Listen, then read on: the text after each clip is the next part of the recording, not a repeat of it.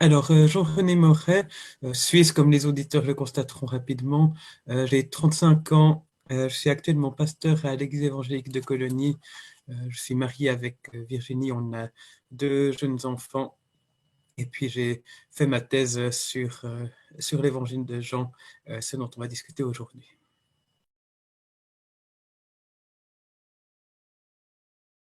J'ai choisi de faire une thèse en constatant au cours de mon master en théologie que, voilà, d'une part, j'avais les capacités, j'avais le genre de tempérament qui permet de faire une thèse. Je savais que c'était possible de le faire et je voyais aussi que les lieux de formation protestants évangéliques manquaient toujours de personnes avec le grade de docteur et je me suis un peu dit que si je voulais en faire une, c'était le moment de la faire, donc qu'il fallait me lancer là-dedans.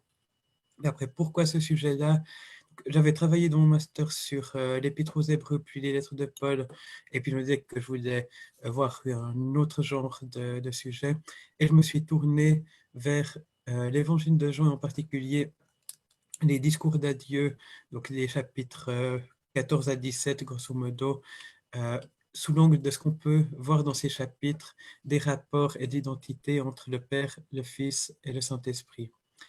Et j'ai choisi ça parce que dans ma vie personnelle, dans ma foi, j'ai constaté que ces chapitres me parlaient beaucoup, que voilà, j'ai toujours été convaincu de la doctrine standard de la Trinité telle que les grands conciles l'ont formulée au 4e et 5e siècle, mais que je trouvais plus vivant, plus concret, plus parlant la manière dont Jean présente ses relations dans ces derniers discours de Jésus.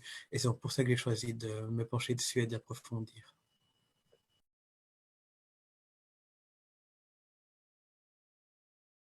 Dans ces discours d'adieu, le cadre problématique, c'est Jésus va quitter cette terre après sa crucifixion et sa résurrection. Comment est-ce que les disciples vont pouvoir continuer? Est-ce qu'ils vont être perdus? Et Jean présente le Paraclète, l'Esprit, comme la réponse à cette question. Jésus en parle comme un autre Paraclète. Donc Paraclète, c'est un terme grec, un terme technique qu'on conserve en français parce que c'est difficile de savoir comment le traduire. Mais grosso modo, c'est un intermédiaire. C'est quelqu'un qui permet une relation entre une personne en situation d'autorité et une autre personne qui, pour une raison ou pour une autre, n'y aurait pas accès par elle-même. Jésus parle donc d'un autre paraclète dans le sens où lui-même a eu ce rôle pour les disciples. Il l'a encore pour nous aujourd'hui d'après la première lettre de Jean qui utilise aussi ce terme pour lui. Et le Saint-Esprit vient euh, poursuivre ce rôle auprès des disciples alors que Jésus ne sera plus là. Et Jésus dit qu'il ne laisse pas les disciples orphelins, mais qu'il va envoyer l'Esprit Saint, envoyer le Paraclète. Donc, l'Esprit a aussi le rôle de rendre Jésus présent pour ses disciples. Et dans ce rôle-là, eh bien, il va rappeler ce que Jésus a dit, aider à saisir tout son enseignement, euh, apporter aussi des choses que les disciples n'étaient pas encore capables de comprendre avant la mort et la résurrection de Jésus. Donc donner en tout cas des nouveaux éclairages sur l'enseignement de Jésus et, et aussi être, être un témoin vis-à-vis du monde. Jésus dit, l'Esprit témoignera, vous aussi témoignez. Donc, dans notre travail de témoigner avec le monde, auprès du monde, nous travaillons avec l'Esprit et l'Évangile dit de manière bien connue que c'est l'Esprit qui convainc, c'est l'Esprit qui, qui peut vraiment toucher les cœurs, amener les gens à une conviction qui peut les conduire à changer.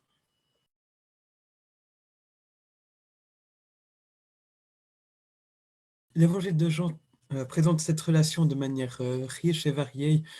Jésus est un agent que Dieu envoie faire sa volonté sur la terre.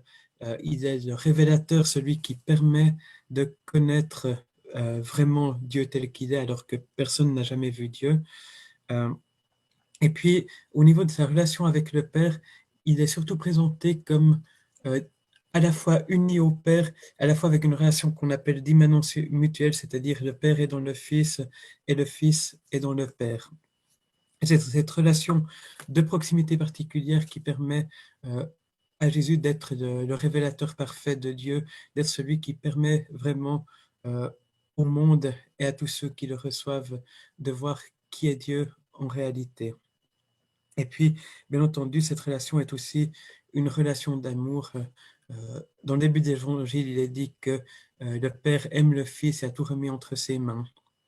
Et effectivement, ce qui est intéressant, passionnant et d'une certaine manière incroyable, c'est que les disciples sont inclus dans cette relation-là. Que Jésus prie au chapitre 17 pour ses disciples, pour tous ceux qui croiront en lui, en priant qu'ils soient tous un, afin, entre autres, que le monde reconnaisse d'une part que le Père a envoyé Jésus, et d'autre part, et c'est là que c'est incroyable, d'autre part que le monde reconnaisse que le Père a aimé les disciples du même amour dont il a aimé Jésus. Donc que cet amour qui existe de toute éternité entre le Père et le Fils, eh bien, il veut nous inclure dedans, il veut nous faire partie de la famille, il veut nous prendre avec euh, pour que cela soit aussi vu par le monde et que ça serve aussi de témoignage.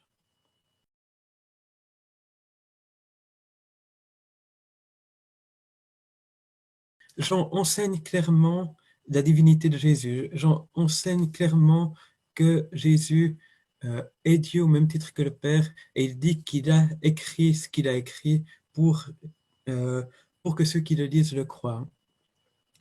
Au niveau du Saint-Esprit, euh, Jean a moins l'objectif de présenter le rôle de l'Esprit. En fait, Jean parle plus du Saint-Esprit à cause de ce que le Saint-Esprit fait pour nous, parce qu'il nous permet d'être en communion avec le Père et le Fils alors que Jésus est remonté au ciel, parce qu'il nous vient en aide. Mais pour que l'Esprit puisse vraiment accomplir cette mission, eh bien, il faut qu'il soit dans cette même relation de proximité avec le Père, et Jean lui attribue des traits qui sont tout à fait divins. Euh, tout ce que, tout ce qu'un juif identifiait comme étant les caractéristiques de Dieu qui ne sont que celles de Dieu et que personne d'autre ne peut avoir, eh bien, Jean les attribue très clairement à Jésus, mais également au Saint-Esprit. Donc, je dirais que Jean n'a pas formulé la doctrine de la Trinité telle qu'on peut le faire les conciles, mais pour moi, la doctrine de la Trinité est la seule manière d'être cohérent avec tout ce que j'en montre sur le Père, le Fils et l'Esprit.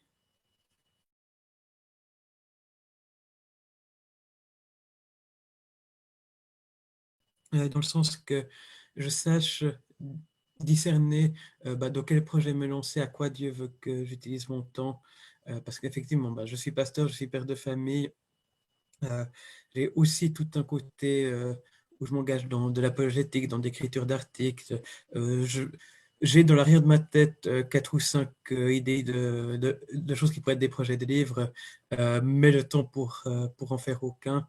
Et c'est donc difficile de savoir dans quelle chose me lancer, à quel moment, quand est-ce que je dois me relancer dans la recherche académique ou de l'exégèse. Est-ce qu'à un moment, je dois partir vers l'enseignement? Quand est-ce qu'il y a une porte ouverte pour cela? Donc voilà, que Dieu puisse me conduire pour pouvoir faire le meilleur usage des outils et des dons qu'il m'a donnés pour son royaume et pour sa gloire.